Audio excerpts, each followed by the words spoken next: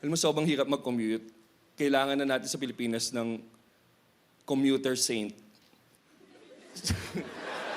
Totoo, pakinggan niyo ako. Sana yung susunod na santo, commuter. Di ba? Kasi yun yung talagang makakatulong sa atin, yun talagang kailangan natin ng santo na maka-relate tayo. Kasi yung kasanto natin, di ba tayo maka-relate dyan, sinibat sa dibdib, di ba? Paano naman tayo maka-relate dyan? Gusto natin yung santo na maka-relate tayo sa araw-araw. Isipin mo ang regular na nagtatrabaho, para lang makapasok ng alas 8 sa opisina, kailangan niya umalis ng bahay ng alas 4. Sakripisyo yan. Di ba? Dapat may santo na commuter.